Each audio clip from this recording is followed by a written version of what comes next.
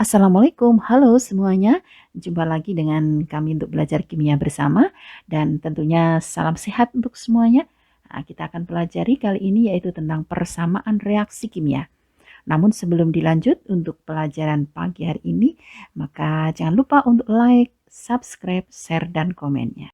Banyak literatur yang sudah kalian baca ya tentunya beberapa hal dan mungkin juga sudah menjumpai ada satu bentuk persamaan reaksi kimia. Namun apa yang dinamakan dengan persamaan reaksi tentunya kalian perlu memahaminya dulu. Ya. Persamaan reaksi adalah penulisan reaksi kimia dengan menyatakan lambang unsur atau rumus kimia senyawa yang terlibat dalam reaksi. Perhatikan dalam tayangan di situ. Ya, contohnya adalah AX ditambah BY menjadi CM plus DN. Nah, perhatikan reaksi di sebelah kiri, zat yang berada di sebelah kiri, yaitu X dan Y, ini dinamakan reaksi atau reaktan. Sementara zat yang di sebelah kanan, M dan N, ini dinamakan produk atau hasil reaksi. Nah, tentunya kalian harus tahu dulu apa aturan penulisan satu persamaan reaksi kimia. Ya. Yang pertama adalah terdapat zat-zat yang bereaksi. Jadi kami katakan tadi ada reaksi atau reaktan dan ada zat hasil reaksi atau produk. Ya. Kemudian arah reaksi ditunjukkan dengan tanda panah. Arah ke kiri dan arah yang ke kanan. Dan biasanya dibaca membentuk, menjadi atau menghasilkan. Ya, sekali lagi saya sampaikan ya. Untuk contohnya perhatikan. X ditambah Y, di situ ada tanda panah kan, itu dibaca menjadi atau menghasilkan atau membentuk M ditambah N. Selanjutnya, satu persamaan reaksi kimia itu juga harus ada wujud zat atau fase zat harus dituliskan di bawah zat yang bereaksi. Gitu ya. Nah, perhatikan pada tayangan padat atau solid biasanya dituliskan dengan S atau dilambangkan dengan S kecil. Cair itu artinya liquid dilambangkan dengan L kecil. Kemudian gas ya lambangnya adalah G. Kemudian larutan itu dilambangkan dengan akes. Biasanya atau akes itu dilambangkan dengan aki. Begitu ya. Jadi harus ada wujud atau fase zat. Kemudian yang terpenting lagi dari suatu persamaan reaksi kimia itu adalah adanya koefisien reaksi, yaitu angka yang tertulis di depan zat yang bereaksi dan menyatakan jumlah atom zat sebelah kiri maupun kanan. Koefisien reaksi harus merupakan bilangan yang bulat dan sederhana. Dan di sini bahwa koefisien reaksi itu juga digunakan untuk melihat apakah reaksi itu sudah setara atau belum. Ya, jadi kata setara dari satu persamaan reaksi itu ditunjukkan oleh koefisien reaksinya dari yang kanan maupun yang kiri, di mana itu menyatakan jumlah atom sebelah kiri harus sama dengan jumlah atom yang sebelah kanan. Nah, sekarang perhatikan ada satu contoh dari satu persamaan reaksi ya, walaupun tadi di depan sudah ada juga. Nah, di sini ada 2 molekul hidrogen ditambah 1 molekul oksigen. Perhatikan untuk yang molekul hidrogen itu digambarkan dengan bentuk molekul warna abu-abu ya, putih keabu-abuan. Kemudian yang oksigennya adalah warna merah. Nah, membentuk 2 molekul air. Perhatikan yang zat sebelah kiri itu merupakan reaktan atau pereaksi dan sebelah kanan adalah hasil reaksi atau produk. Ya, jika dituliskan dalam persamaan reaksinya, maka di situ terdapat 2H2 gas, fasenya gas, ditambah O2 juga gas, menjadi atau membentuk 2H2O liquid. Nah, kalian perhatikan pada tayangan fase itu ada gas, liquid itu merupakan fase atau wujud zatnya. Kemudian angka yang terdapat di depan zat yang bereaksi jadi 2. Kalau nggak ditulis itu berarti dianggap sama dengan 1 ya. Nah, jadi 2, 1, 2 itu dinamakan koefisien reaksi. Nah, untuk nanti bagaimana bahwa reaksi itu sudah setara atau belum dan bagaimana cara menentukan koefisien reaksinya nanti akan kita bahas pada tayangan selanjutnya. Baiklah, sekarang kita akan menentukan bagaimana cara menentukan koefisien reaksi. Ya, yang tadi ditulis di depan zat itu loh. Nah, yang tujuannya adalah untuk menyamakan jumlah atom kiri dan kanan. Ya, dan harus dituliskan pada saat kita membuat satu persamaan reaksi. Nah, yang pertama itu dengan cara coba-coba, jadi langsung memberi angka di depan zat yang bereaksi. Tentunya dengan kalian perhitungkan dulu jumlah atom kiri dan kanannya gitu ya. Yang kedua, untuk reaksi yang rumit, maksudnya persamaan reaksi yang rumit, maka bisa menggunakan metode aljabar. Jadi dimisalkan dengan abjad. Nah, kemudian diturunkan dengan persamaan matematika. Begitu ya. Coba perhatikan di sini ada satu persamaan reaksi. N2 gas ditambah H2 gas menghasilkan NH3 gas. Tentukan zat reaksi atau reaktannya dan hasil reaksi atau produk. Ya, kemudian wujud atau fase zat, dan yang ketiga adalah setarakan persamaan reaksi tersebut dengan memberi koefisien reaksi.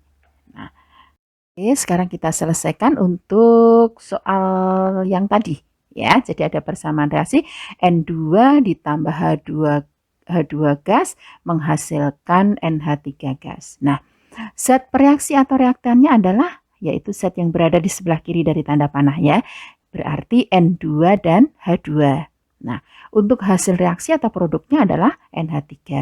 Kemudian wujud atau fase zat kalian bisa lihat di bagian bawah ya, yang diberi tanda kurung itu. Di situ ada G, berarti artinya wujudnya atau fasenya adalah gas, gas, dan gas. Ya, kemudian untuk setarakan reaksi, nah ini kalian perlu menentukan koefisiennya dulu. Yang pertama kita mau pakai cara yang langsung. Jadi kalian mencoba untuk memberikan angka di depan zatnya dengan cara nanti kita hitung jumlah atomnya. Ya, yang penting atom sebelah kiri panah itu harus sama dengan atom yang sebelah kanan. Nah, di sini kita mau coba pada ini N2-nya di samping kita tidak beri angka apapun. Jadi dianggap sama dengan 1 ya koefisiennya. Kemudian yang pada H2 itu diberi koefisien 3. Nah, di depan. Nah, kita coba-coba gitu ya, sambil nanti dihitung. Nah, kemudian di sebelah kanannya adalah di depannya NH3 kita beri koefisien 2. Oke, sekarang kita tentukan dulu. Sebelah kiri jumlah atom N berapa? 2 ya. Sudah sama belum dengan jumlah atom N sebelah kanan? Oh, ternyata sama dengan 2 juga. Nah, kemudian atom H sebelah kiri. Nah, itu berarti 3 dikali 2 ada 6. Yang sebelah kanan juga ada 2 dikali 3 sama dengan 6. Berarti juga sudah sama. Karena jumlah atom kiri sudah sama dengan jumlah atom yang kanan, maka reaksi tersebut dikatakan sudah setara. Begitu ya. Dengan koefisien reaksinya 1, 3, dan 2.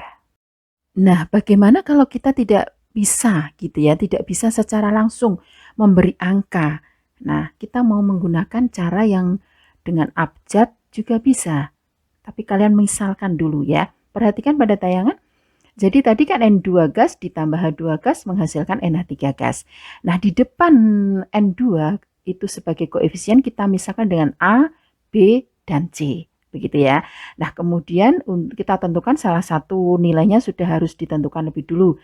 Katakanlah misalnya A sama dengan 2. Gitu ya. Boleh angka berapapun. Kalau 1 itu terkadang kurang bisa ini ya, kalau dicari nanti kurang bisa digunakan untuk menyelesaikan persamaan, walaupun ya kadang-kadang ada yang bisa. Tetapi alangkah lebih bagus kalau kita pakai angka yang di atas atau lebih dari 1 aja. Ya, gitu. Jangan terlalu gede juga. Nah, misalnya kita 2 gitu ya. Salah satu harus dimisalkan dengan angka. Nah, untuk atom N sama, kalian harus perhatikan juga atom N di sebelah kiri jumlahnya berapa. Kalau tadi koefisiennya diberikan A, berarti karena sudah ada 2, maka N-nya di sebelah kiri kan ada 2A, ya kan? Terus di sebelah kanan, di situ Cn kali C. Nah, berarti sama dengan C. Maka 2A sama dengan C. Padahal tadi A-nya kan sama dengan 2. Nah, berarti 2 dikalikan 2, A-nya kita ganti 2, sama dengan C. Jadi C-nya udah ketemu 4. Nah, ini kalau mau yang pakai cara abjad ya. Kemudian sekarang atom H. Atom H di sebelah kiri itu 2B karena dimisahkan tadi dengan B. Sama dengan berapa? Di sebelah kanan itu ada 3C. Karena dikalikan ya C kali 3. Nah, sementara tadi C-nya sudah ketemu 4, jadi 2B sama dengan 3 kali 4. Nah, 2B sama dengan 12 berarti B-nya ketemu 6. Nah, kita kembalikan lagi pada persamaan reaksi semula dengan cara mengganti abjadnya tadi dengan angka yang sudah kalian cari. ya. Jadi kalau di depannya N2 tadi ada A, ya A-nya kita ganti 2, kemudian B-nya kita ganti 6, dan C-nya kita ganti 4. Nah, kalau angkanya ini masih bisa disederhanakan, maka pilihlah angka yang paling sederhana. Nah, sehingga di sini tadinya kan ada 2, 6, 4. Ya, maka kita pilih yang paling sederhana. Jadi dibagi 2 semua, maka didapatkan 1, 3, 2. Sama bukan dengan yang cara langsung tadi? Ya kan, cara yang langsung tadi juga sama, 1, 3, 2. Hanya saja kalau yang cara langsung kalian memang harus berpikir, saya tempatkan berapa ya jumlah atom N-nya ini supaya sama kiri dan kanan. Saya beri angka berapa ya supaya jumlah atom H kiri dan kanan sama. Nah, itu kalau yang cara langsung ya.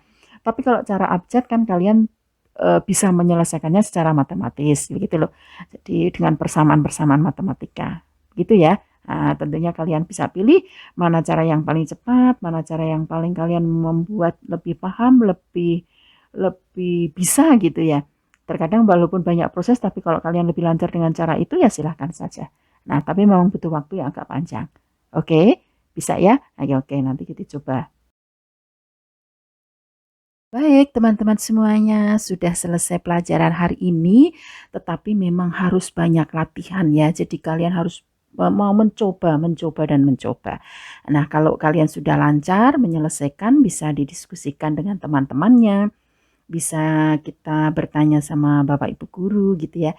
Jadi nanti kalian bisa lihat bahwa cara menentukan koefisien reaksi, kemudian menunjukkan bahwa persamaan reaksi itu sudah sempurna, sudah lengkap ya, termasuk fase wujudnya itu harus kalian perhatikan. Oke, jumpa lagi pada materi yang berikutnya dan jangan lupa untuk selalu belajar, mencoba dan berlatih. Assalamualaikum.